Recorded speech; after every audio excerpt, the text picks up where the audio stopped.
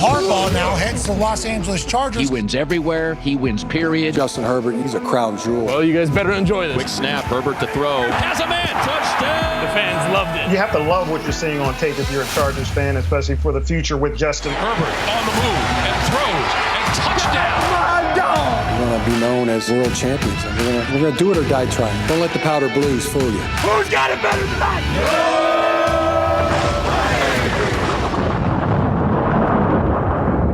Well, hi, everybody. Welcome back to the Charger Chat. I'm your co-host, Will Dog, sitting with my buddy, Kev Huggenduggen. Glad to be with you guys in this kind of difficult time. Time of change. We're all back. Yeah, time of change. But let's not forget, Let's get back Kyle together. the Coach Duggan. Stop looking at each other, guys. Knock it off. I'm right. here too. I am. Well, when you're Give me some talking, I'm looking occasional- right at you. Give me some occasional lookups or yeah.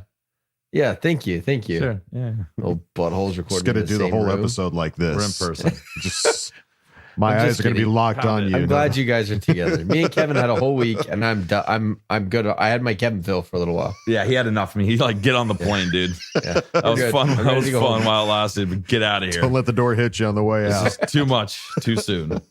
All right, folks. Well, this is going to be a jam-packed episode. We knew that there was going to be some news to talk about on this next episode. I don't think we were quite ready for the level of news that we were going to be talking about this episode. So let's waste no time. We've got a Craig Experience and an Ask Boltfam lined up for you as well. So let's just get right to it. Let's rip off the Band-Aid and talk about the big one. You guys already talked about it on the Instagram Live. I haven't had a chance to talk about it yet, but the Los Angeles Chargers traded wide receiver Keenan Allen to the Chicago Bears in exchange for a 2024 fourth-round pick. We did a 40-minute, 35-minute live reaction to this. You know, I didn't want to do it. We were in Vegas together, and Kyle was the one who was like, let's do this. And it was hard, man. Like, I did not in a million years fathom this. Like, was not expecting this in any way, shape, or form. Didn't prepare myself. I was prepared for everyone else. The other three wasn't prepared for this. So Especially when you saw Mike Williams already get cut. You're like, okay, all right. So that's the receiver that we're going to lose. And then we'll roll with Keenan. Yeah. And then I was a complete and total blindside. I had no idea that was coming. Technically, that happened first. We saw that Mike Williams got released, and it was like, okay, makes sense. Don't want to see him go, but it makes sense. And at least the good part of that is that they were open to having him back. Yeah. But they're giving him the opportunity to test free agency. It's what's right for him to go out and see what kind of a market he can get. And if he can get something better, that's great for him. But if not, we'd love to have him back. Oh. That's fantastic. But finding out about Keenan Allen getting traded, that guy felt untouchable. All signs in the offseason pointed to he's going to be here forever until he decides to retire, until he's done and hangs up the cleats. yeah. And so to find out that he's being traded was such a blow. It was rough. I mean, everybody's emotions were all over the place. People were upset. People were sad. People were angry. People didn't know what to think. Up was down. Black was white. Yeah. And it's, you know, time heals all wounds. And I got to say, you guys on the Instagram Live were like, somebody reach out to Wool Dog. He's by himself right now. And people came and messaged me. And for those of you that did message me, thank you. That was very sweet of you. I wasn't crying in my pillow or anything. I wasn't like worried about you, but I was like, no, but it was the way you worded it. You were just like, somebody reach out to Wool Dog, please. He's by himself right now. He's all alone. Yeah, it was. It's still like, man, like the Chargers released this like thank you video today, and I still can't watch it. Like the music they start with it is so beautiful, so sad. Like it's not going to be real until he's not on the roster on the first game. Yeah, for me at least. So, well, and let's talk about it. Like it came out after the fact. We learned more after the Instagram Live that he wasn't willing to take any kind of pay cut whatsoever. Correct. And we're going to talk about some other players that did. And that was the deciding factor on why he isn't on the team. Were the Chargers right in asking for him to have a pay cut?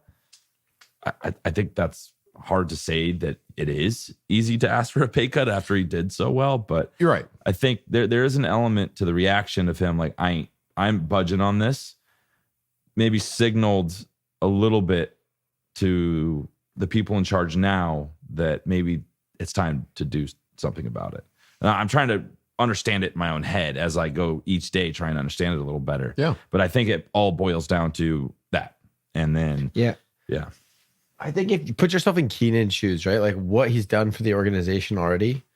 He's been through a lot of crap, a lot of tough years, changing of cities, like GMs. He's been through a lot of stuff with the Chargers. And I would have imagined he, like all of us, would have assumed they were going to come at him with an extension. Yeah. So if your anticipation is my team the only team I've ever played for, my expectation is they're going to come and offer me an extension. And instead they come and say, hey, will you take a pay cut? Yeah. He's probably like, wait, what? You know, Where like, did this come from? Yeah. like how? No, absolutely not. Like I thought you were going to come to me with an extension, and he's done a great. I think he's done a good job in being honest and upfront and straightforward with it. And again, another player that's not Melvin Gordon and bashing the fandom, and that's why I left. And Right. he's done it with some grace, but Yeah, for sure. I don't fault him for saying no. You know, Sure. I thought you were going to come to me with an extension and pay me more.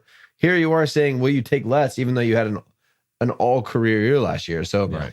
I don't think it's bad that the Chargers asked for it. I appreciate that they went and at least tried, as opposed to just straight trading him right away. At least they were like, hey, we want you. It's just, we got to build a whole roster here. And we can't, the way that we want to build it, we can't have you hitting the cap for 30 mil. So I think that I don't think the Chargers handled it poorly. I don't think Keenan handled it poorly. I think it was just a crap situation that this team is not going to pay a receiver $30 million a year. That's just not how we're built, and what's not what we're going to do. Yeah. And that's not to say that he's not worth it either. No. You know, it's just there's other. Well, he's worth it to the Bears. They're paying his full salary, and they gave us a 4th round pick. And there was a bunch of other teams in the mix. That, you know, I heard there were, where was it? It was like the Texans and the Jets were also in but the they've mix. got the cap space for it. And I like the fact that we're trading these guys away, like the trade are happening to the NFC. Like they're not staying in the AFC. So there's something for that. And just looking at it, he came in as the 3rd, and we're getting a 4th for him at the tail end of his career, right? Like, could it have been a 3rd? And yeah, we got offered a 3rd for the 2025. I can't remember who offered the 3rd for that, but it sounds like the team wants. What I hear from this is like, we're going now. Like we're not messing around. Let's go get our guys. Let's stack it up and let's see what we can do. But it's tough. We'll get all right with it though. Right. It's a tough situation, and you know, it was made all the harder because it was a trade. You know, if it was the end of his contract and he was just like, and we didn't offer him another contract, that'd be different. Or if he was retiring, that would be different. But when it's a trade, yeah, it's like you had him. It was like the LT thing, to the Jets, like, and that just makes it that much harder to swallow. It's a brutal way to end, like following this guy for 10 years, right? You know, yeah. But it is what it is. We love him. Yeah, wish him nothing but best the best of luck for sure. And whoever his quarterback is, they just traded away Justin Fields, so no one to throw him the ball right now. No. So Tyler Bagent. There you go. Sure. Who's that? You saw him last year. I'll have that. Go work out. Yeah, sounds good. And then looking at some other players that we didn't necessarily lose, but we did see that the Commanders are signing cornerback Michael Davis. Vato, end of his career with the Chargers, unfortunately, and Godspeed. Go. And guess who's joining him over there? Mr. Eckler. Yes, Austin Eckler. Which is funny too, because the Bears took Ongbong Bamiga, right, and Keenan Allen and Gerald Everett. And Gerald Everett. Yeah. So like these guys are going in bunches to teams. So that's very unique. That's good. They've got a partner. Man, they've got accountability buddies. It's so fascinating to me, and we'll get into it in a sec, but like how the one place I thought we were going to keep everyone was the exact opposite. I know. Like our offense has been fully gutted. Yeah.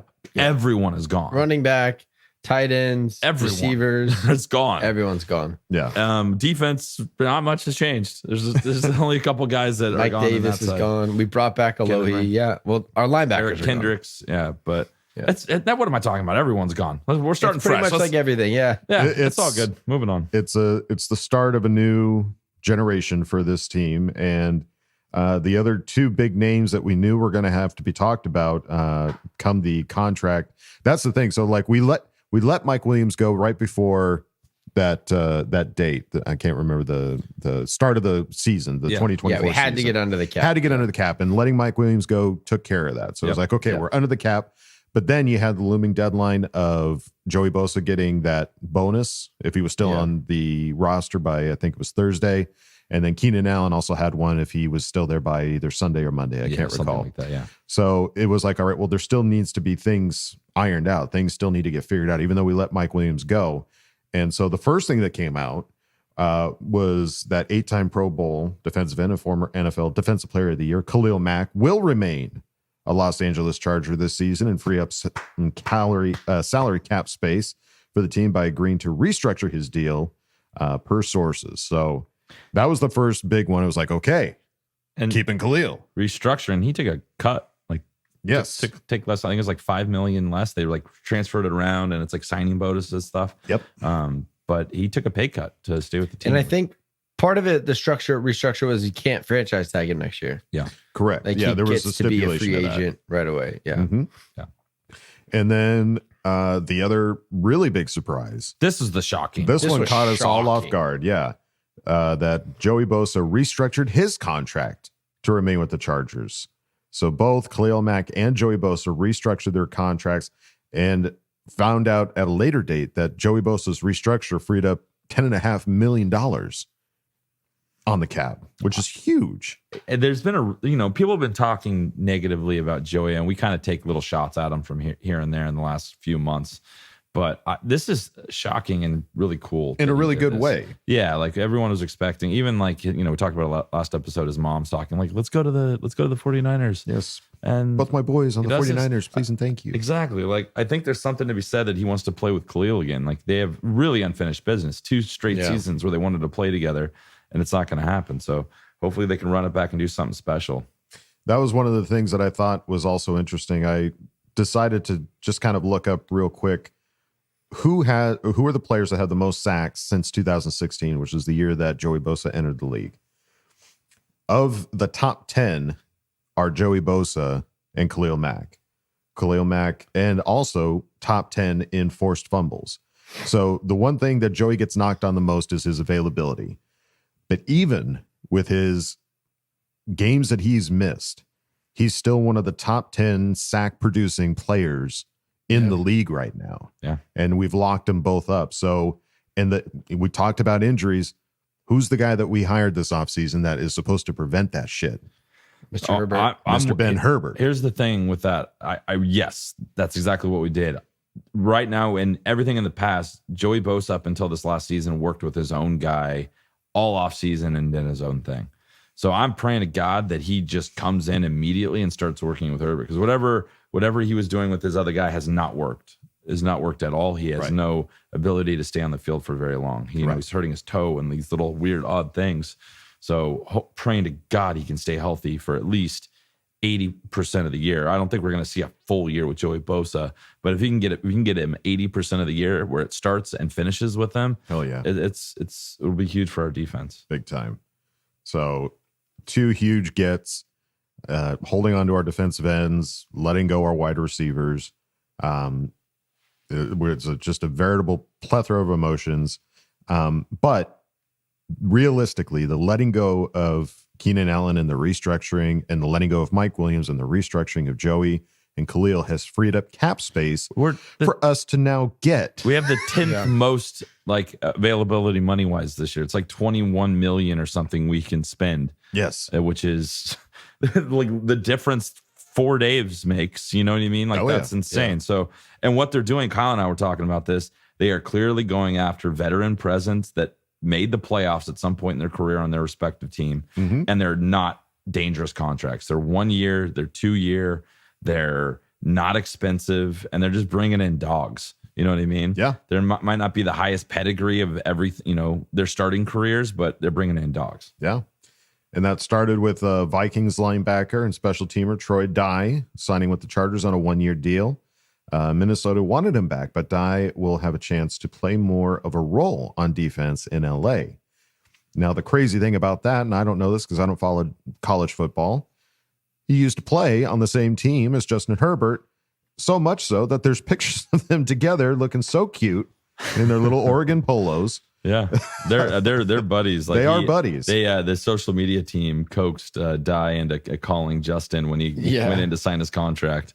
So that was pretty funny. It was very funny. Yeah. So that's cool. And Ryan Ficken worked with him over in Minnesota, so there's a connection there as well. So you know that if they're bringing guys over from a team that they worked with in the past, there's a special connection there for sure. So I'm excited to see what he brings to this team, especially in a linebacker room that was pretty empty prior to him and this other one that I'll talk about here shortly. But first, we also re-signed quarterback Easton Stick as the backup, which is good.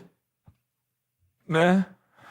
I mean, yeah. I don't know what the contract. I don't know what the contract is, but they are bringing him back to work with Justin. Yeah. Justin got his guys, his buddies. Yeah. And honestly, got Shane Day back, got Easton Stick back. With Dye, it feels like, sorry, we're getting rid of your favorite wide receiver, but we got a college buddy. But we got your old pal. Let's get your college pal back. Your roommate. You guys are going to have a great time. And then, as mentioned, the linebackers, we added another name, but this was another familiar name, one that Kevin has a jersey of. I got so excited when I saw this, dude. This is awesome. The Chargers are expected to sign their former second-round pick and veteran linebacker Denzel Perryman to a one-year deal.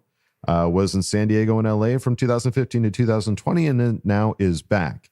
So this is awesome. You want a dog. You got a dog. Dude, you got a big old dog. If you want to stop the run, this is what he is designed. He was born to stop the run. But even more than that, he just thumps. Like, I don't care if you're catching the ball 10 yards down the field, ball out of the backfield, running power. This guy just going to hit you. And that's a tone setter for the rest of your defense. Like, okay, this is what we're about. Yeah. That's what this signing is. This is your whole Chargers defense is on watch now. You better show up. You better show up to work and like hit people because Denzel's going to. And that's I love this. This is so much fun. I don't know. I don't remember when's the last time a Charger left and then came back. I don't remember this. I can't even remember. Tell us in the comments if we're wrong, if you remember, but I don't remember a moment like this where it was a high round draft pick too. He was a second round. Yeah. Right. Yeah. This wasn't like a late guy that came back and was dabbling. We had him on. He was off and he was a Raider. Yeah. He was a Raider. To the dark and side. And then he was a Texan. And then he came back where he belongs. And so, and that's the other funny thing. Well, it's not funny like haha, but funny is an interesting. At the time, Keenan Allen and Joey Bosa were the last two players on the roster that were from San Diego. Chargers. Mm-hmm. And now we lose Keenan Allen. So for a while it was just Joey Bosa, but now we brought Denzel Perryman back. So we're back to two. We're back to two. Utah. Give me two, San Diego. Gotta have two. Gotta have two. So that's very special to see. And then just today, we saw that Bradley Bozeman, former Carolina Panthers center, was signed to the Chargers as well. A 6-year NFL veteran, Bozeman has appeared in 100 career games, 80 starts, including the postseason for the Baltimore Ravens and Carolina Panthers. He was a 6th round selection by the Ravens in 2018, the NFL draft, starting 52 of 67 games at left guard and center for Baltimore from 2018 to 2021 before starting 28 straight games at center with Carolina the past 2 seasons.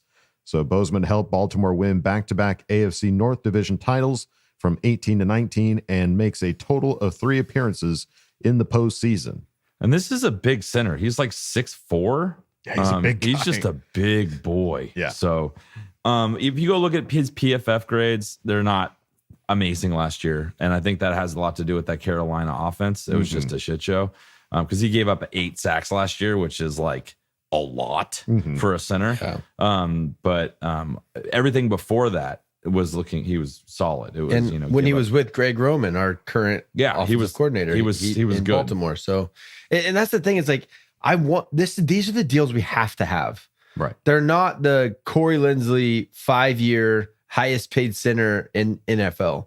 Yeah. Because when that one guy goes down, your whole team is screwed. You can pick up a Bradley Bozeman. He had an off year, so you get him on the cheap. We know that our offensive coordinator already likes him. You know what you're going to get. This feels like a little bit of a steal with an opportunity for him to play better. But even if he doesn't, you now have a B-level center, which is okay, because if he goes down, now that rookie that you draft is able to step in and there's not ground lost, which that's what we have to have. We need signings like this to be consistent and competitive. Mm-hmm. I was going to say the exact same thing. I don't know if he's like the future for us at center, but he's definitely the gap between us drafting whoever we're going to draft, work with Nick Hardwick and the offensive line coach, and get him ready. Yeah. I keep forgetting that Nick Hardwick is our that's awesome offensive line. And Chris Hayre apparently did an interview with him for like KCal News. So we got to keep an eye out for that. I will really want to see him because that's the first time he's talked about being a coach like to somebody. So I'm excited. That's exciting. Yeah. Keep it up, Chris. And we weren't done there, folks. Oh no. We also got Poona Ford, defensive Great tackle. name. Great name. The dude is a monster. They posted his highlights. He's a problem. He's a very big problem. I like that. I like big problems. He's a big problem. Ford broke into the NFL as an undrafted free agent in 2018 with the Seattle Seahawks. Spent the first 5 seasons of his career in the Pacific Northwest, starting 64 76 regular season games and posting 181 tackles, 104 of those solo, 7.5 sacks, 28 tackles for loss, 27 quarterback hits, 4 passes defensed, a forced fumble, and a recovery in 5 postseason games with the Seahawks. Ford made 4 starts and recorded 12 tackles, 10 of those solo. So big guy, another person on that defensive line that we're building in the trenches, as we know Harbaugh and Ortiz are looking to do. And this is what Kyle just said about our last guy, about our center, Bozeman. This is a nothing contract. It's very little. Mm-hmm. And look at what we were paying for Sebastian Joseph Day and some of those guys in the middle last year. It was a lot of money. Yep. So it's just, are you going to get a similar production? I'd imagine, because they didn't perform all that well. Right. So hopefully we get the same kind of level of production with a far cheaper player. And if that wasn't enough, the Chargers also signed somebody who arguably has a better beard than me, Hayden Hurst, another tight end, also a former Carolina Panther. So that is not one, but 2 tight ends that the Chargers have signed in free agency so far. The room's filling up. They got 3 now. So 3, and if you count Stone Smart, whatever they're going to do with, he was the developmental. Right. He was the worst blocking tight end in the NFL. Stone Smart. I would bet my house that he doesn't make the roster. So we'll just say we're at 3. We'll say we're at 3 tight ends right now. We'll see where that ends up going. But yes, everybody, they've been taking pictures of all the guys coming in, signing their contracts. Everybody's looking great. Loving the background. Looks like we got 2. I'm all about this. We got 2 ginger tight ends. Yeah. Which I'm excited. You ever seen that before? Yeah, it's called Harry Potter, and they were badasses. Jokesters. The 2 beaters. Yeah, they mess you up That's and true. make jokes about it. You know what I mean? Lighting up The firecrackers Weasley and twins. shit. Yeah, Weasley's coming at that ass. Is that what we're going to refer to these guys? The as Weasleys? The Weasleys? Yeah, these are our Weasleys. For This is sure. our 2 tight end set. They're on that. The that Weasleys. game. We're That's- running Weasley. That's going in Break. the playbook. That's 100% in the playbook. Well, when Will Dissly signed his contract, he had a press conference Dude, talking about it meeting. happened. It happened. Meeting with Coach Harbaugh and talking about meeting him at his RV at the beach. And it was just, I don't remember verbatim, but it was like, oh yeah, this is this guy. I'm all for it. I've got, because he said it in his press conference, and he looked at his wife. Is like, is it cool if I do this? And it's done. And the people interviewing him were like, so where is it? He's like, I can't tell you where he's parked. Yeah. I can't tell you where I can't on the disclose beach that he's parked. information. But he's on the beach until the new place is ready. Right. So That's awesome. I love it. That's freaking rad. And both these guys are like, Will Dissly had the great interview where he was talking about, a lot of the young tight ends that are coming in now are 7-on-7 guys. He's like, I didn't play 7-on-7. I don't. That's not where I come from. So I'm here to hit you in the mouth. I'm like, okay, All right. give me more of that. That's why we hired you. And same sentiment from Hayden Hurst. They want to hit you in the face. So please, I want to see that. let's go, Weasleys. I want to see that happen. And then, as we mentioned earlier, Mike Williams was released, but they made it very clear that the Chargers are interested in having him back, just not for the amount of money that he was slated to get. So, Well, do you think him and Keenan were so freaking close? Like, I guarantee there's got to be some kind of may not go well for us. I was just thinking about that earlier. Yeah, that very well could be. They're like, you know what? Screw it. We're best friends. I'll come sign with the Bears, and they'll have all of our players. Yeah. Well, I mean, he's meeting with the Jets, meeting with the Panthers and the Steelers. Yeah. So there's a possibility that any of those guys can sign him, especially if they've got more cap that they can throw at him to be like, yeah, come play with us. We like what you can do. Sure. But he could come back. So, I mean, it's just nice to know that the Chargers are interested in at least bringing him back and giving him the opportunity to find a bigger bag out there. And if he can find that, great. You know, that's awesome. But as long as it's not an AFC West opponent. Yeah. That's or what an happens. AFC in general. Hey, when you don't trade him and you don't have control, there's a Right. good chance you might have to face him twice a year. And who wants to face? I don't want to face Keenan Allen twice a year. If that man goes to Kansas City, I'm going to cry. I will cry. That might be that might be harder than the moment that Keenan was traded to the Bears. Oh, 100%. Because we have to see him twice a year, and 100%. we know what he's capable of. Why are we putting this out there? I'm just saying. It's not on the list. Chiefs, not on the list. All right, I like your style. It's not going to happen. Not on the list. Yeah, they don't have enough money. So yeah, as it stands right now, we don't have the 100% cap numbers. Daniel Popper, God bless him, is always updating his spreadsheet, and so he's updated at least, you know, the Khalil Mack's restructure freeing up about 13 million, and Joey Bosa's 10.5, and the Keenan Allen trade, that's $23.1 million added to the cap for us that is now being spent on these guys like Hayden Hurst and Poona Ford and Troy Dye, Denzel Perryman. Now, granted, these guys aren't, you know, you're getting a bunch of guys that isn't even going to be half probably of what Keenan Allen's contract was. No, you're looking at like $12 million, $13 million for those five guys. That's half of what we were playing Keenan. Yeah, exactly. For 5 vets. You know? Yeah, that's exactly what you said previous episodes, Kyle. It's like you know what you talk about sometimes, and I'm really proud of you. Sometimes. Thank you. So, and that's the other thing too. I've seen some people go like, oh my God, look at our wide receiver room. It's terrible. Free agency's not over. There's still an opportunity for us to sign a veteran wide receiver. I've seen a few names floating around out there, like Michael Gallup. And I've heard like, you know, Justin Jefferson trade rumors going around as well. That one's not gonna happen. But like T. Higgins, I heard that. Anything's possible now, and it's gonna happen quick. We got avalanched with all this news in the last 5 days. Yeah, so it's gonna keep coming. The avalanche isn't over. There's still a lot of spots to fill on this team. There's still, you know, a cornerback that could possibly come to the Chargers as well. And the draft is looking different now. Like honestly, 5 days ago, I had a different idea of trading back with an offensive lineman.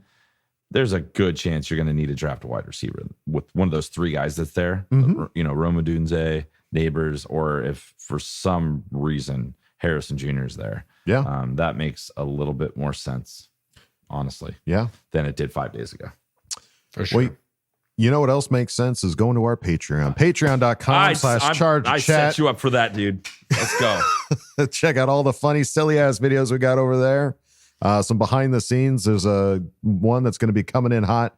Made me laugh. I didn't post it yet. It's from the previous episode, but it'll make you laugh. Did I do something as well. Stupid? You know you did. Of course I did. But if you don't want to, don't make me say it. You know what you did. But if you don't want to go to patreon.com/ChargerChat, that's totally fine. Go on over to our regular website, chargerchat.com. Check out all the cool stuff we got over there, like t-shirts and hoodies and stickers. You can chat it up with other Charger Chatteteers in the member section and ask questions in Ask Boltfam. So go check out chargerchat.com. All right, gang, it's time to go on to the next segment. You know them. You love them. It's the Craig Experience. Oh, yeah. Oh, yeah. Come on in, man. Kick your feet up. Oh. Craig Experience. Hello there. Make yourself at home. Got some stuff to talk about, right? Moving on.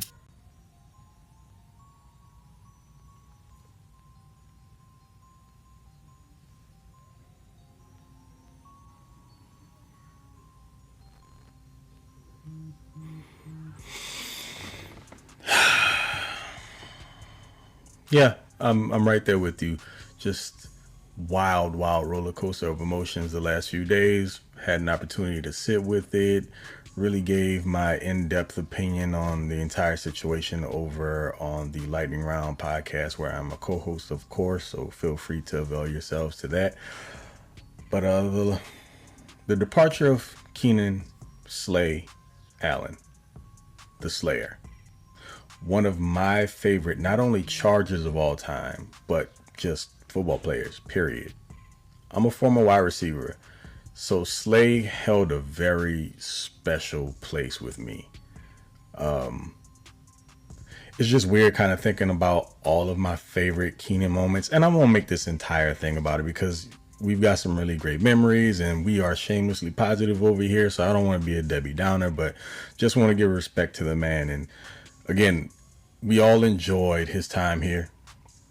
There's just some key games and just events that took place while Keenan was a Charger that stick very clearly in my mind. But maybe my favorite memory of number 13 was the 2017 joint practices between the Chargers and the Rams, during the whole fight for LA situation, where a fight physically breaks out and then Keenan spears Nicole Roby Coleman right into the turf.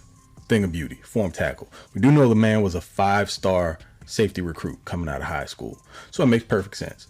And he played with that same mentality as a wide receiver with the Chargers. Great blocker, not afraid of contact. We know like all of his routes as a technician, poetry in motion. But I see both sides to it. Again, I already give my opinion on it. I know why the Chargers did it. I understood why Keenan refused to take a pay cut. I mean, after the year he just had, I completely understand him saying no to it. But just getting beyond that, again, best of luck to the man. I can't imagine him playing in another uniform other than the Chargers, but I guess I have to get over it. 904 receptions, over 10,000 yards receiving, and 59 TDs. Hopefully one day he gets to come back and, have his jersey raised, and he's going to be a Hall of Famer. I don't think there's a way around it. I believe Keenan Allen is going to be a Hall of Famer. I just wish he got to play his entire career with the Bulls jersey on. But anyway, moving past that, because we have something else to talk about. Oh, how rude of me, CC gang. The biggest of salutes, and to the rest of the Bolt fam, what's going on? I already know, but hey, we got to move forward, don't we? Scott Craig in Texas, and welcome to another edition. I don't really have it in me to do the yell. I mean, just emotionally, I ain't really there. It's the TCE. You know what it is. Let's get to business and try to feel better, shall we? Let's do it. Okay, let's be adults, because we have some other stuff that we have to chat through. And I gave you my word that I will continue to give some under the radar draft prospects in this class. Another position of need for the Chargers is the interior defensive line. And for the longest time, I've been asking, begging, pleading for an interior disruptor, not just a run stopper, not someone who just gets to the quarterback.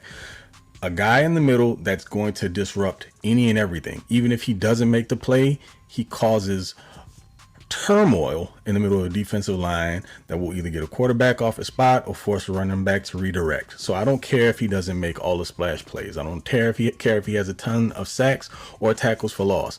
I just need him to be someone that an offensive line, an offensive coordinator freaks out about when they know that they have to match up against him, because he's going to cause all sorts of problems for your offensive line, your protection schemes, and your running game. You know all the bigger names in this class. I mean, if you're keeping up with the guys, names like Byron Murphy, Johnny Newton, Braden Fisk, Chris Jenkins, those cats. But the guy that I think, and he's actually starting to gain a little bit of traction here in the last few weeks, that I've had my eye on for a little bit, is Dwayne Carter from Duke University. That's right, that Duke University. The one that Coach K made popular for basketball. Still, this guy can play real football. And in the ACC, he went up against some pretty solid competition. I don't know if you guys know this. I'm a Miami Hurricanes fan, so I got to see this firsthand. But again, one of the things I respect the most about him is he's probably more of a 3-tech, but he can move up and down the line of scrimmage. He can play some 5. If you want him to play a little bit of nose, he can, but I wouldn't really put him there down in, down out. He's more of a guy that's going to play next to a bigger body, hopefully get freed up for some one-on-ones and make some plays that way. Or again, like I said, be a terror and free some other guys up maybe at the second level to do some stuff behind the line of scrimmage. But a lot of what I like about him is that he's not the most athletic guy. I mean, his first step's really quick, but it's the fact that he's got a relentless motor, and he can be available to play all 3 downs. He's as adept against the run to me as he is a pass rusher. And that says a lot for an interior defensive lineman because, believe it or not, it's kind of rare. You got guys who really either good at one or the other, but he's someone that can handle himself well doing both. And if you want to push him outside to a 5 tech, maybe have him play a little defensive end there with his hand in the ground on the outside, cool, because he'll set a solid edge and he has a little bit enough bend, just enough to maybe give you some pass rush on the outside, even though that's not what he's going to do primarily out there. Just saying that he has some versatility. So I respect that and appreciate it about him. I'm not going to bore you with all the super technical things because some people out there may not care. Just know that if you want an example of the type of player he is and can be at the next level, I'll give you a name. Tanner Bortolini. He's a center for Wisconsin. One that the Chargers have been linked to as, you know, a potential maybe later round pick of theirs. Maybe. Go look at the Senior Bowl. Go look at the reps that Dwayne Carter took against Bortolini. And there's one in particular where at the end of it, Bortolini found himself in a compromising situation. One that as an offensive lineman you never want to be in. On your back with your legs up in the air. I call it the please be gentle position. If you get my drift. Dwayne Carter's got a few reps like that against, you know, live action in games in college. If you want to go back and check his tape for the last couple of years, you're going to see that it pops up more so in 2022 than 2023. He was a little bit more of a game worker in 2022 with regards to sacks. I think he had 8 sacks that year. This year it went down to 2, but he was still very, very disruptive. You also have to keep in mind what he had around him. Duke, not the most loaded team. So he's definitely a diamond. I'm not even going to say like a diamond in the rough because I believe that amongst all the football junkies, he gets his props. The people who, like me, spend way too much time looking at this stuff during their free time. But I think amongst the larger group of college football fans or people who are looking at prospects coming into the NFL, it may not be a name that you're super, super familiar with. So feel free to go do your homework on that because I think you will like what you see. So there's my guy for this week. When you see me the next time, I'll have another one. What position it'll be? Well, you just have to tune in to find out, but I don't think I'm going to let you down. There's some really nice prospects in this draft that probably aren't getting a whole lot of attention that could be really productive at the next level. I mean, as far as what they be looking for in this new defensive scheme, I see a couple of really, really nice fits. And you may not have to spend super high draft capital to get your hands on them. So really beneficial because there's value in that, right? So as we watch this team be built up or rebuilt, reconstructed, not from the ground up, it's kind of a soft reset. You're getting a general idea of the types of players that Jim Harbaugh is looking for. Just pay attention to the free agency signings here in the last few weeks. There's a very common theme on both sides of the ball. So if you're paying attention, you'll get it. But until the next time, y'all know who it is, Mr. Bolt Gang, or Do Not Bang, aka TOP_FLYT3 on Twitter. Also, as I mentioned before, you can catch me as a co-host of the Lightning Round podcast. So if you want to get some more in-depth breakdowns of player prospects and, you know, why I think they may be a good fit, where I have them graded, come tap in with us over there. We'd appreciate it. So again, catch you later on the next one. Y'all be good. Okay. Love you. Bye.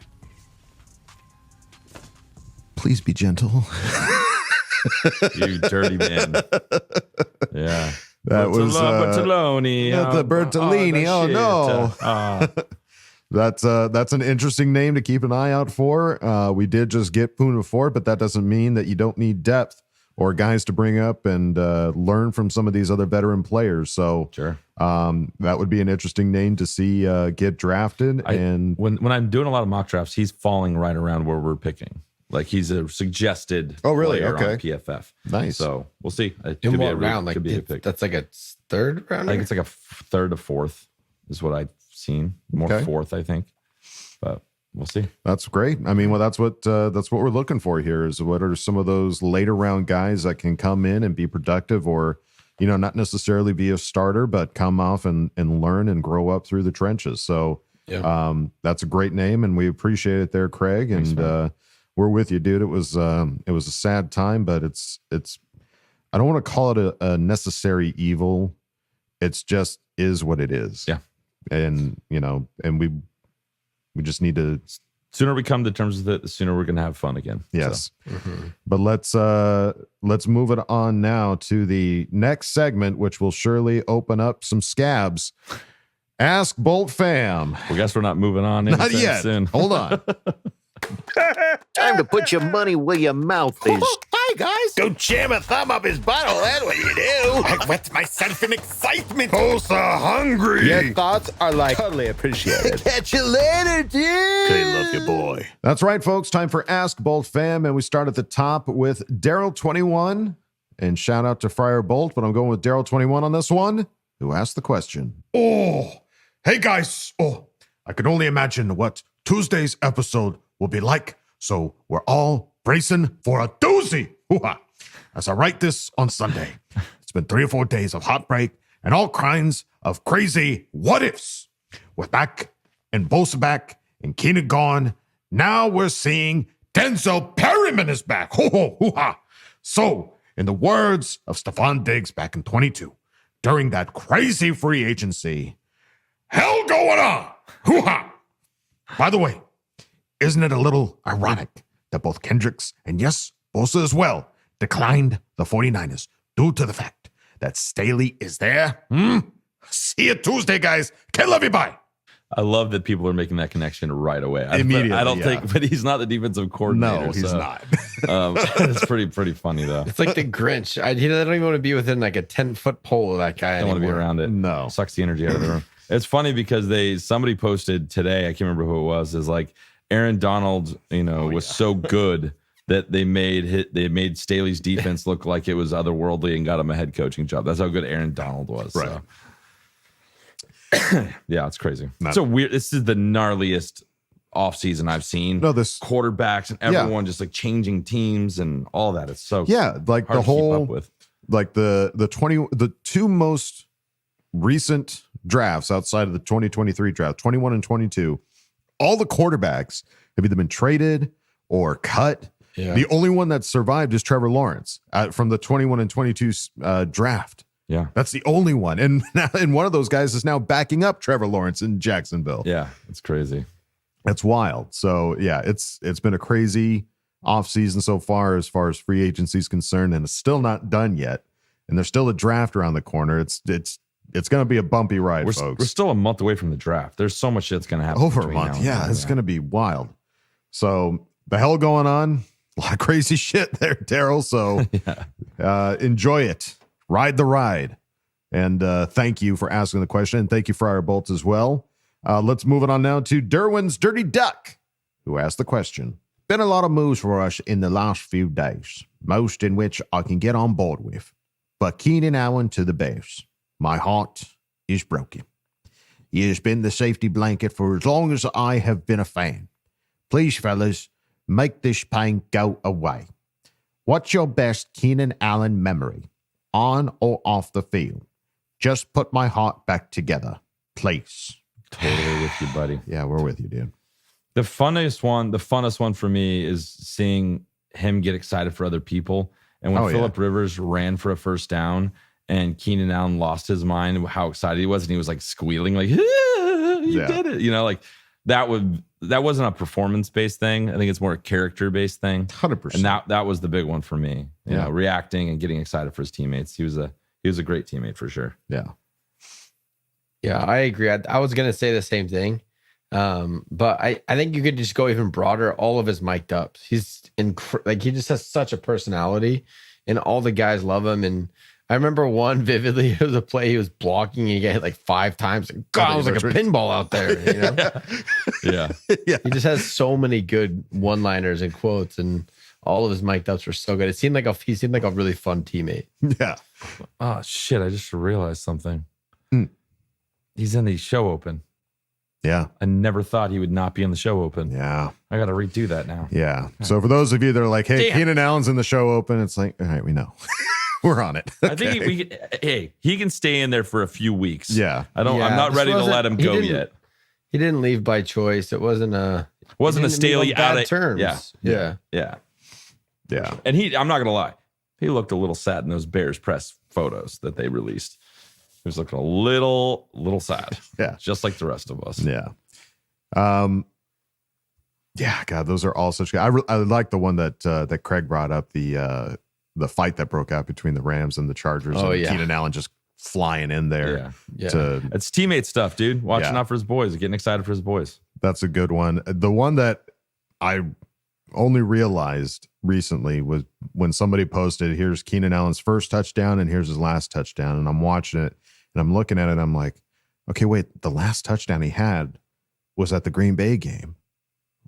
We were at the Green Bay game. We saw his last touchdown. We got to see Keenan Allen's last touchdown in wild. Green Bay. Didn't realize how special that was going to be. Yeah. Until recently. So that's a first time going to Green Bay, and the last time we got to see Keenan Allen catch a touchdown for the Chargers. It was just like the time, Phillip Rivers, I think, what did he lose in Kansas City? It was his last game as a Charger. Yeah. And I remember that, him like watching him walk down the thing. Like, I knew that was going to be his last game. Like, you could tell. This, I was like not cherishing shit. No, I had no idea. I had no reason to think that it would ever go that way. So, all right. Well, there you go. Derwin's Dirty Duck. Thank you for asking the question. And anybody else that's got some great memories of Keenan Allen, please put it down in the comments. Those are always great things to see. 100%. But let's move it on now to Anthony Tony Francis, who asked the question. What's up, guys? Man, what a tough week to be a Chargers fan. Eckler signs with the Commanders. Mike Williams get released, and we trade Keenan Allen for a 4th-round pick. It's been hard to keep my lightning bolt fully bolted up over the past few days. But then I remember who's our coach and what he does to football teams. He walks in, he fucks shit up, wins a shit ton, and isn't afraid to make big moves. Trust the motherfucking process has been the theme for the week. That's for sure. And Jim and Joe, we trust. All right, guys, no more limp bolt for me. I'm so fucking bolted up right now. I could light up the North Pole. My question is this. If you're Jim Harbaugh and Joe Ortiz, what are you saying to Justin Herbert when he asks you why you traded away his favorite wide receiver when you were already under the salary cap? P.S. My birthday isn't until June, but I can only hope to be kidnapped, forced to play golf, and shot repeatedly with paintballs on the 18th hole. What a party! Let me know where the sign-up sheet is for that Charger Chat party he's at. Maybe you should raffle off that event and donate the proceeds to your favorite charity. What do you think? I told you it was a good idea, Adam. People think this is a great birthday party idea. I should be a party planner. He's Anthony Tony Francis is very clearly a willing participant. Oh, he's in. Yeah, He's which dope. is fine. I love his energy. If that's what he's into, yeah, I'm all for it. Yeah, we'll get that sign up sheet geared up here pretty soon. So hang tight. But the question is, if Herbert were to approach you as either Harbaugh or Ortiz and say, "Why did you trade away my favorite wide receiver?" I would treat this the way I treat my kids. Oh shit! I keep a dum-dum in my pocket. I hand it to him. Candy. He puts it in. Little the anger goes away. He calms down, so I can buckle him. Yeah. So I can get him in a seatbelt in the car. So that's what I would try and do. So every time he gets mad, you just toss a little lollipop in there. Just gotta throw a lollipop at him. Oh, I got a seize today. You all right now, Justin? Ooh, it's caramel. Yep. See? Butterscotch, your favorite. Ooh, that's a good one. That's a good one. But yeah, it's hard not to put a smile on your face with a dum-dum. So that's how I solve that. That's a terrible conversation. No, yeah. That's a terrible conversation. I don't even know what you do there. Like, honestly, besides the dum-dum. Yeah. I mean, it's The only thing that you can really say is I'm that a it's dum-dum. business. Want a dum-dum? We're all dum-dums. We're all dum-dums here. Sorry, Justin. Yeah, it's just business. And really, there's nobody to be mad at besides, honestly, Telesco for setting us up in this situation. That's the only guy to be mad at right now. Yeah, for $30+ million contracts, what do you think's going to happen? Yeah. Yeah. Exactly. Well, What and do then you you think give would Justin happen? one as well. Yeah, Right. and Justin, the highest paid contract. Yeah. Till Burrow. There's no way around it. All you tell him is, hey, we're building a roster so we can run the ball, and we have faith that you're going to be able to throw the ball to those guys that are open. Right. You have never had people open because everyone knows what's coming. So Exactly. we just are confident in your abilities, even though you don't have maybe your favorite receiver. You're going to have open receivers, and that's what we want. When we were talking about his rookie year, he had over 4,000 yards, and he threw 4 wide receiver. No one had 1,000 yards, so he was throwing everywhere, and he wasn't like locked into one player. I got to get him the ball. And I think if we build this offensive line correctly, he's going to have more time, and he's going to make these guys better. Right. To make those reads. Yeah. Just don't drop the ball, and we'll be fine. Yeah. If he has enough time to get it to you, just don't drop it. There you go. Easy peasy. So, Anthony Tony Francis, thank you for asking the question. Let's move on now to Shamelessly Positive Ryan, who asked the question. I know we're all hurting in our feelings with the Keenan trade. To me, both sides aren't wrong, and at the end of the day, it's a business. Keenan doesn't deserve a pay cut, and Ortiz is cleaning up Telesco's mess. The timing of everything is what gets me. What do you make of the timing of the trade? And wouldn't a move like this been better before free agency started? I still believe in Harbaugh and Ortiz, and I'll still rock my number 13 jersey proudly. K, love you, bye. I mean, timing wise, I can't imagine that like 2 days prior, they were like, oh shit, has anybody talked to Keenan Allen lately? They were trying to get something done. They were trying to get something done, trying to get something worked out. So they basically waited till the very last minute to finally pull the trigger on a trade. And because like you said, they don't want to trade to any AFC West opponents or anybody in the AFC. So it's like, let's find an NFC team that we can trade to and get the most that we can for it, because we're offering a pay cut because we'd love to keep you around. We just can't afford you. Yeah. Can't afford and it was right. It was after they already made the 2 other restructures with Khalil and Joey. So you don't know if those don't happen, then maybe you handle Keenan even differently, because maybe one of those guys get traded or cut, and that frees up even more. And then you can extend Keenan and keep that hit a little bit lower, but still keep him. So I just think there's so many continuous moving pieces that it's hard to say, why didn't you do this earlier type of deal. Right. Sure. Because, and that's the thing, is like, it's a sport. It's one that has fans. Not every job has something like this where you have a sea of people that are rooting for you and cheering you on for 17 weeks out of the year. And not even 17 weeks, 17 days. You're out in a of the cubicle and the place is full of people cheering Right. you on for your TPS report. Exactly. So that just doesn't happen. So at the end of the day, it's a job, and he comes off of one of his best seasons. The people that are saying that, like, oh, he's not a team player, he has no, he doesn't love the team or the fans or something like that. That's so the wrong narrative, because the guy just had the best season of his career. And you approach him offering a pay cut, and I don't think they're going like, yeah, we'll give you 50 cents or something like that. They're not lowballing him so much that they're trying to offend him. They want to keep him around. It's just, there were so many holes on this team that we're slowly filling up. I mean, how many guys did we get in this free agency so far? Like 8 guys, 7 or 8 guys. And it's like, we can't fill those holes if we're also paying you 30, 35 million, something like that. Like, that's just such a big piece of the pie.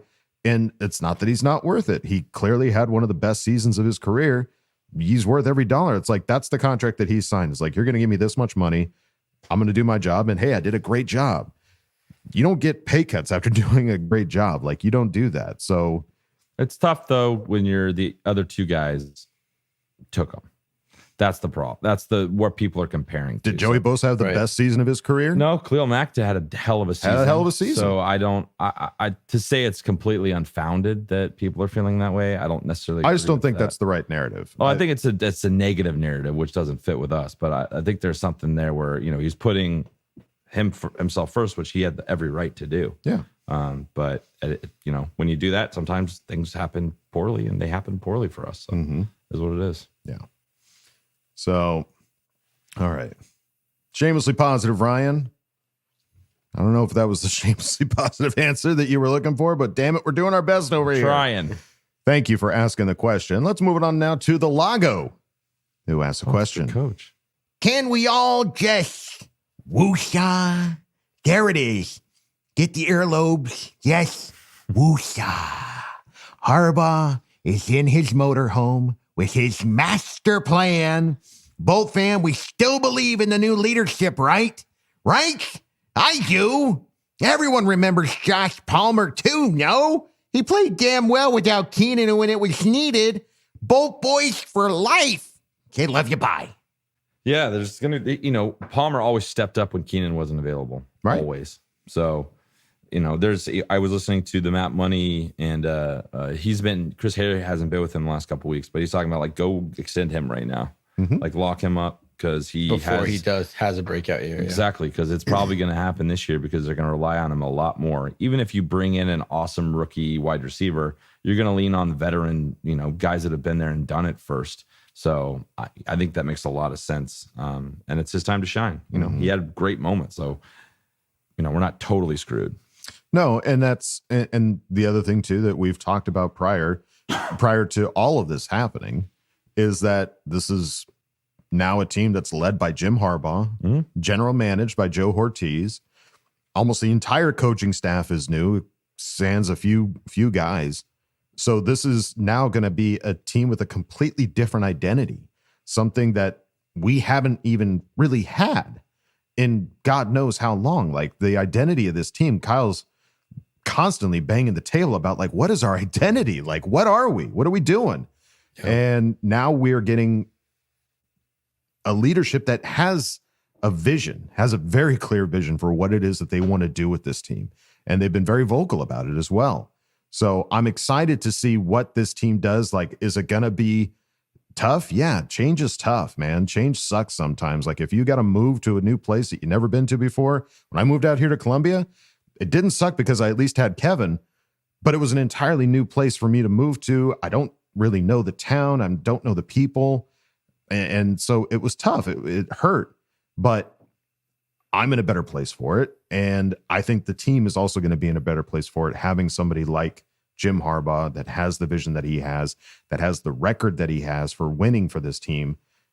I'm excited to see that happen. And yeah, having somebody like Josh Palmer, who he's stepped up in games. And don't get unexcited about Harbaugh and Ortiz. Oh, come on. Yeah. It's too soon, man. Like for everyone, I'm seeing a lot of people already pissed off at them. Like, guys, they hurt you because you had a guy that you loved, but that doesn't necessarily mean they're not going to bring you things you've never had before. So just let it happen and then relax. And then let's see how this goes. And this could be, in hindsight, the best thing we've ever done as a team. Yep. Only time will tell. But the Lago, thank you for asking the question. Let's move it on now to Seth Homan, who asked the question. What the fuck? I mean, seriously, like, I bought 3 jerseys last year. Bosa, Herbert, and Allen.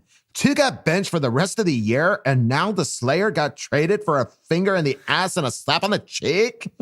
I'd rather get banana Laffy Taffy for every meal for the rest of my life. I never want to buy a jersey again for the sake of this team. How do you guys get away from superstitions?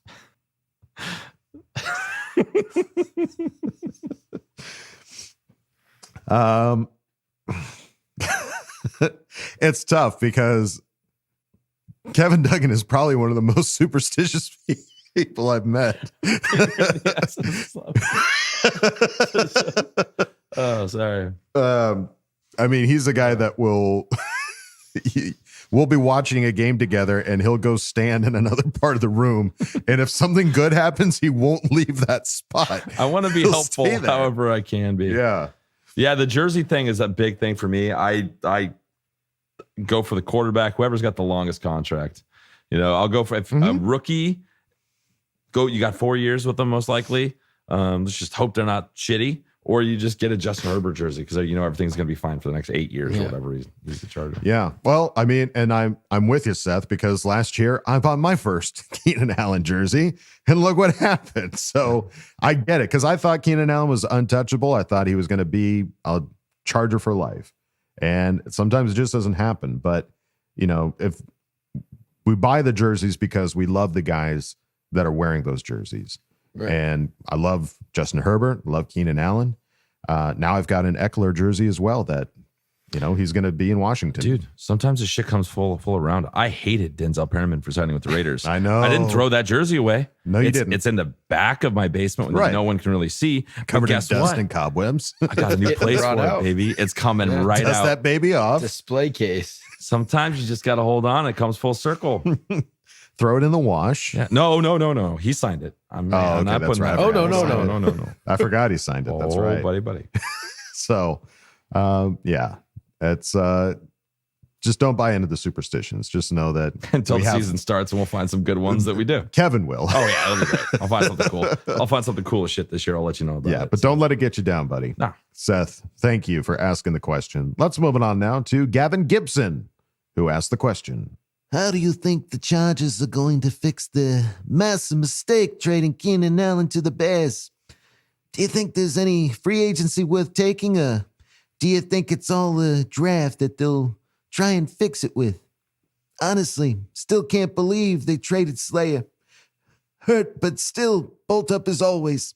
Hopefully they don't make more of a mess from this trade. Can't love you, bye. I just don't think you can go get anyone that's going to give you what he did. So I think it's a bad frame of mind. Be like, oh, let's go pick up a free agent to fix what we lost with him. I think it's going to be a completely different offense, and we just need to get prepared for that. It's just a different style. Yeah. So I think that style means offensive lineman. So I don't know if I think it'd be more interesting to pick up like an awesome right tackle if we're going to go in free agency and do it. Sure. Yeah. And then kind of maybe see what we can find in wide receivers in the draft. Mm-hmm. Like that's how my mind's kind of shifting right now that they have a little bit more money freed up. Mm-hmm. Yeah, I mean, there's not a whole lot of guys that are still available out there in the wide receiver position. Yeah. As I look through like the best available free agents, Mike Williams is the best receiver available in free agency. We already cut that guy, so right. It's very clear we're headed in a different direction as a team, not paying free agent wide receivers. So you may get a smaller signing to add depth, but I don't think there's going to be any signings that are like exciting or that, like Kev said, there's no one that's going to replace what Keenan did because we're just headed in a different direction. So I don't foresee a big free agent wide receiver signing. Now there's like Odell is still out there. If you want to get a guy on a 1-year deal that you think could maybe contribute out coming off kind of a down year with Baltimore. So I don't know. That's going to be the kind of thing. There's not going to be any big name, gigantic wide receivers coming to the Chargers. Yeah. We'll see how it goes, but Gavin, thank you for asking the question. Let's move it on now to Marco DeLeo. That's right. And shout out to D and Scotty B63. Go with Marco on this one, who asked the question. What's up? So the rumor in local AZ news is that the Cardinals will either go after Joe Wall since the release of Humphreys, they may consider trades. If this is the case and Harrison Jr. is there, do you feel confident that we take him? Or is there a possibility we trade for more picks? After Allen's news, are we sure they wouldn't? Thanks. Can't love you, bye. That's the thing is like, it can still go a multitude of different ways. Like there's talks of the Vikings trading up into the 4th or 5th position, which if they do, they've got multiple first round picks that they're possibly willing to trade. I thought about this the other day too. Like everyone's like, okay, if Harrison Jr. falls to us at 5, mm-hmm. I think we're going to get even better trade offers for that. Do you know what I mean? Like people wanting to trade up to get him. If that player becomes available at 5, it's going to be hard for us to we're going to get some offers big time. Yeah. So I would take him. I don't know what the offers are going to be, but I would absolutely take him. I think that immediately. Take the offers or take Marvin? Take Marvin. Yeah. Jr. Like that guy was touted to be the best pick in the draft by a lot of people. Sure. So that's what I would do. I think if that's the one guy that I'd be like, okay, let's go do it. That makes the most sense. Sure. Just hearing about his work ethic and everything that he does, seems like the best fit. But if he's there, you're going to get some calls, and then you're going to have to decide like how bad you want him, because you might get 3 or 4 trade, 3 or 4 picks. Yeah. You know what I mean? Yeah. So if you're rebuilding the way we are rebuilding right now, I think we're going to get our heart broken in different ways this upcoming draft, depending on how you're feeling. It could be. But it could be great. I just don't think that we value a wide receiver. It's just what it's very, very clearly is being told to us. So for us to try to get our hopes up that we're going to draft Marvin Harrison Jr. feels silly. If it happens, great. But I have no expectation that we're drafting wide receiver at 5. Mm-hmm. Unless there's a tackle that they are obsessed with, I think there's no way we don't trade out. And like you said, I think they're thrilled if Marvin Harrison's there, because the trade value only goes up for that number 5 pick. Mm-hmm. And so many people, when I say something that isn't wide receiver on social media, lose their fucking minds. Mm-hmm. Yeah. You can lose your mind 100%. Just, I've learned this the hard way. With the draft, you falling in love with somebody and it doesn't happen, it makes for a terrible day. Yeah. Just be open to the stuff. You're just going to break your heart. It's just going to break your heart. So you do you. I'm not telling you what to do. Breaking my heart. It makes it easier. Yeah. Makes it easier if you're not fully committed to telling people how stupid they are for not wanting a wide receiver. Right. Yeah. Like, we just lost Keenan Allen and Mike Williams. If we drafted a wide receiver, does that make sense? Absolutely. But it makes sense. Yeah. Like, it makes sense. But if that's not the direct, I mean, that's the other thing too. What round was Keenan Allen drafted in? 3rd. Thank you. The thing is, there's going to be wide receivers in that 2nd and 3rd round that can do a lot for us. So, you could get 2 of those guys as opposed to 1. And you're, again, being led by a team now that is Jim Harbaugh, just won the national championship in college, knows a thing or two about the talent that college players have, and especially in the wide receiver category. Like, he might already have his eye on some guys that he knows are going to drop to the 2nd or 3rd, or maybe even later rounds. 5th, 6th, 7th. That he's like, I know that, they're not going to be a high draft pick, but I know that they're going to bring to this table what it is that we need for this team to succeed. The undrafted guys that we get to sign up to come play with us, that list is going to be very interesting. Oh, yeah. Because he's going to be seeing stuff the league's not seeing, and that's who's going to come in. Yeah. I'm very excited for that. So we'll see what happens. Marco DeLeo, D, and Scotty B63, thank you guys for asking the question. Let's move it on now to Zach Shelton, who asked the question. So, I just found out about Keenan Allen trade, and I think it's a stupid trade, especially since he emphasized how he wanted to retire a Charger. But because of that, looks like we're going receiver again in the 1st round. Good thing is, there's 3 legitimate contenders to be our top receiver now. And because we also cut Mike Williams, along with QJ not ready to be top receiver for us, I could see the team drafting a receiver in the 2nd round as well. Maybe Xavier Legit from South Carolina. My ideal 3-round opening for this team would have been receiver or cornerback in the 1st round, defensive tackle in the 2nd, and the tight end from Texas in the 3rd. Maybe we could still get that 3rd round pick right. But what do you think about getting 2 receivers in the first 2 rounds? I think, Kyle, do you want to consider anything to say about that? Answer the last question. Yeah, this led into this very interesting. Well, they don't have the privilege of already hearing our thoughts throughout the whole episode. I know. It's just funny that's how it went. Yeah. I don't think there's any way. I would bet a lot of money against us taking wide receiver. I don't even know if we take a wide receiver in the first 2 rounds. I mean, maybe if you trade back and you pick up an extra couple, even so, I think that there's so much to do on this roster that's more important to what they're trying to do. Is it crazy to say they are okay going into the season with Josh Palmer and Q as our wide receivers, with some heavy tight ends and a 3rd round wide receiver that they pick up? I don't think that they're just not looking for a big name. That's not what they care about. They don't need an A+ wide receiver. They want some B's, and they want consistency. And I don't know. I definitely don't. My personal opinion, I don't think there's any way they go wide receiver 1, 2. Mm-hmm. Maybe one of those 2 picks if the right guy's there, but I don't even think we're going to take one in the first 2 rounds. Yeah. I mean, and that's not to say that if they do that, we're going to be mad or upset or call them stupid for doing it. Stoked. Yeah. We'll little be totally inconsistent stoked with the free agency and then jumping into 2 draft wide receivers, but right. I'm not going to be like, what the hell's going on? Yeah. Just, oh yeah. See if this pans out. Okay. All right. We don't know jack about shit. Yeah. But Zach Shelton, thank you, buddy, for asking the question. Let's move it on now to Jers Fanatic, who asked the question. People who don't watch film don't understand the difference. When comparing Roma Dunze to Malik Neighbors, several factors can come into play, such as their college performance, physical attributes, and skills that they bring to the field. Ultimately, the preference between Roma Dunze and Malik Neighbors would be determined by the specific needs and offensive schemes of NFL teams, as well as the intangibles like work ethic, football IQ, and team fit. Coaches and scouts spend countless hours reviewing film, conducting interviews, and evaluating combine performances to decide which player aligns best with their vision for the team's future. So let me get to my question. Which one do you think fits our team's needs better? A wide receiver that's a good fit for our offense, or a wide receiver that's a good fit for Justin? P.S. I got really high after Keenan got traded because I couldn't handle the news sober. Yeah. Feel you, bro.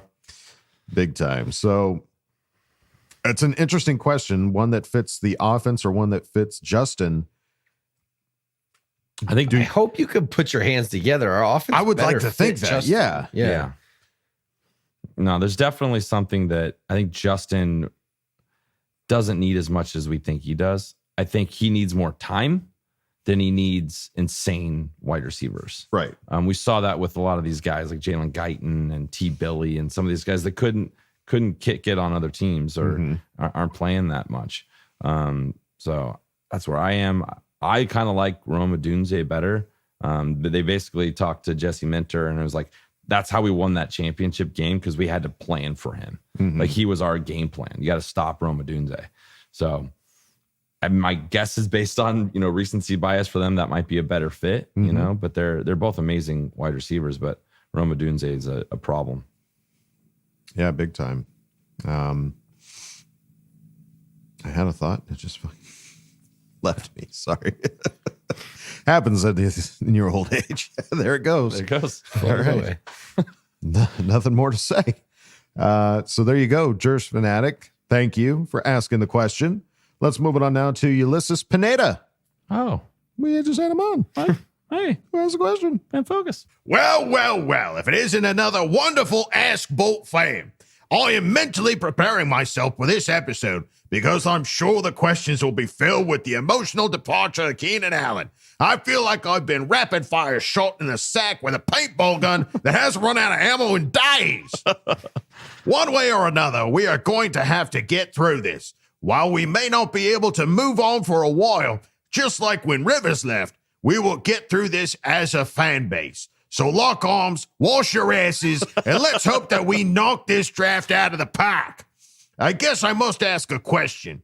What do you guys think if we sign Tyler Boyd in free agency and then trade back a few spots to maybe 9 to 11 and then take Terry and Arnold from Alabama? With Valto leaving, we have a gaping hole at corner.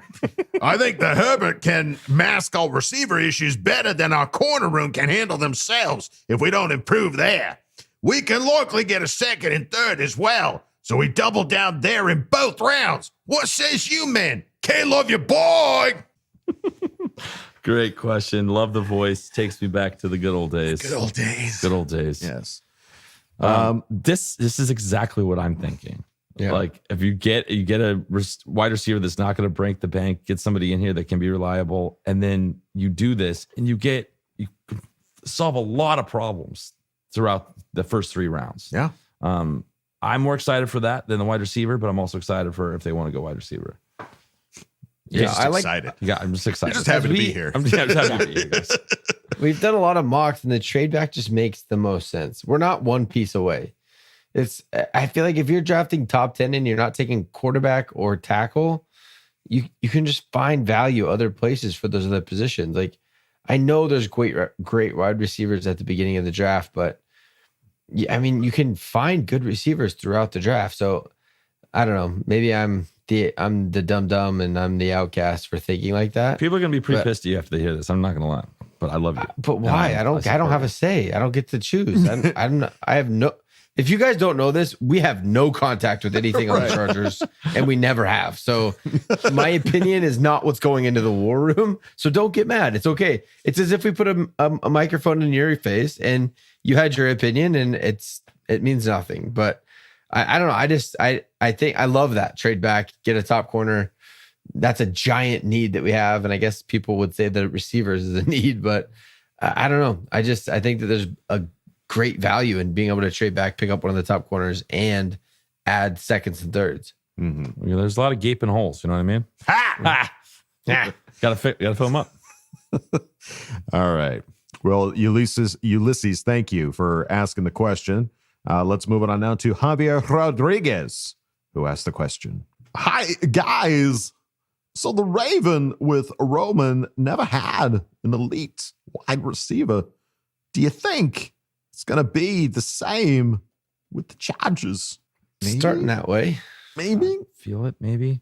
You know what it will do? If he doesn't have an elite wide receiver, the odds of him getting MVP are much higher because they're thinking that he has to do everything. I'm not kidding. That's just what it is. Like, he'll have to do a lot more himself, even, it's just the optics of it. So I'm trying to look at the bright side of this question, but I mean, there's no reason to believe they're not. And they didn't have monster wide receivers when they were in San Francisco together either. You know what I mean? They just didn't. Like, that wasn't their thing. Right. So you're probably going to have more stud running backs than you will wide receivers on this roster. Mm-hmm. Well, it's true of Michigan as well. Like, they have some good wide receivers, but there was no one elite out of this world. I saw somebody went through all the draft picks that came out of Michigan in the first 2 rounds, and they're all like defensive linemen, linebackers. They're not wide receivers. That's just not what they produce. And offensive linemen, that's who come out.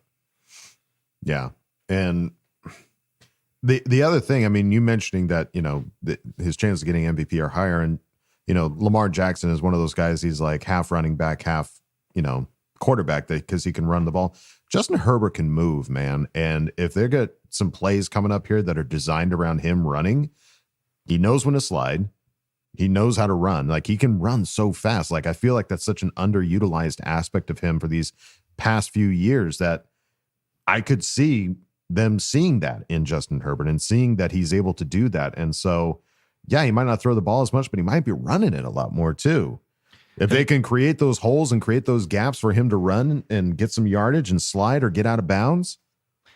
And who's to say that if we don't get a running game, he might have one of his best passing game, passing seasons ever. Yeah. Like, there's no reason to think that. If they can get dominant up there, he's going to be able to take big shots. Yeah. And you've seen how accurate he can be. Mm-hmm. So I like the idea of giving him a run game for the first time, which we haven't had since he's been here, like a real proper run 100%. game. Yeah. It's going to be exciting to see what he can do with that and a stronger offensive line. Yeah.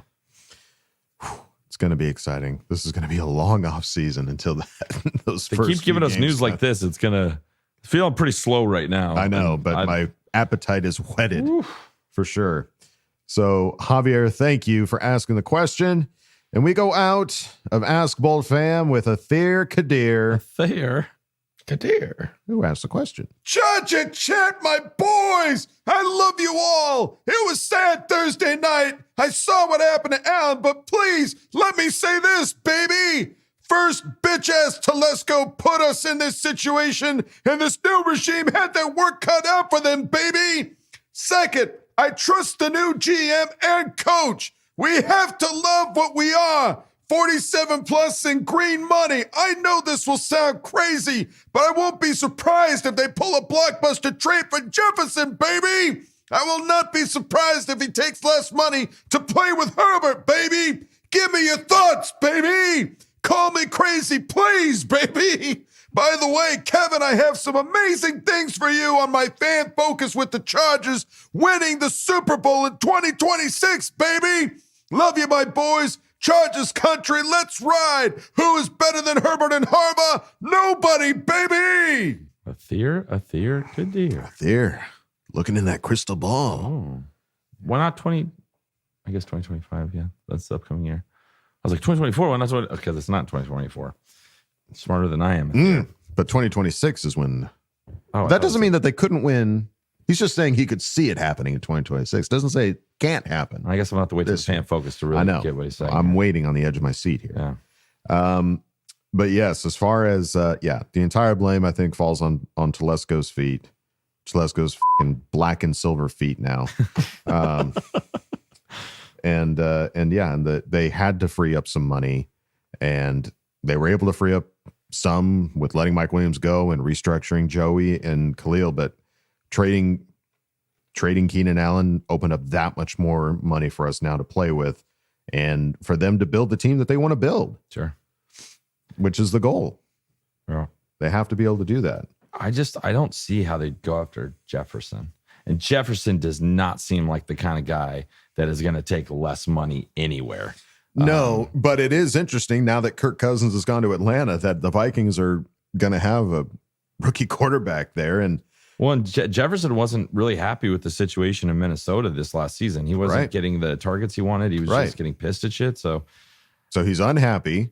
They're going to have a rookie quarterback. I don't necessarily, if you're looking at team guys and guys that, we never really had to deal with wide receivers getting all huffy and puffy on the sideline, Mm-hmm. So I don't know. I don't see how you get all this money and then be like, all right, one player, let's go. It just doesn't feel real, like it's a real thing. But hey, Athir, you're right on a lot of stuff. So we'll see, buddy. Yeah. We've been wrong before. I'm not going to have any more. I have no more comments about wide receivers. So You've said your piece. Yeah. I'm going to stay over here. I don't want to make anybody else mad, I guess. Especially Athir. Yeah. Definitely not Athir. No. All right. Well, Athir, buddy, thank you for asking the question. And thank you, everybody, for asking questions and Ask Boltfam. It was a tough week, but it was also an exciting week for all the new people that we have on this team. We're slowly seeing it come together, and I'm excited to see where this takes us. And again, we're still in free agency. Anything can happen. We can still sign some guys. Mike Williams could potentially come back. What's that saying? If you love something, let it go. And if it was meant to be, it'll come back. So just to talk about Denzel Perryman. Hey, there you go, baby. He's back. We love him. So we'll see what happens between now and the next episode. But I think that's going to do it for us here at Charger Chat. Any final thoughts, gentlemen? Sucks that Keenan Allen's not a Charger anymore. I know. Yeah. It'll forever suck. Yeah. Honestly, like I'm gonna definitely be watching some more Bears games. That's for sure. Yeah. But let's not end on a sad note. What note you playing over there, buddy? Yeah. I got nothing. Sad note it is. Shit. Womp womp. All right. Well, that's going to do it for us here at Charger Chat, folks. Don't forget to bolt up because we're ready for any squad, any place. Okay, love you. Bye. Okay, love you. Bye. Kim, love you. Bye. And now, a word from our sponsors. Got yourself an infestation and don't know where to turn? Call the Slayer Exterminator. Got Broncos in your basement? Call the Slayer.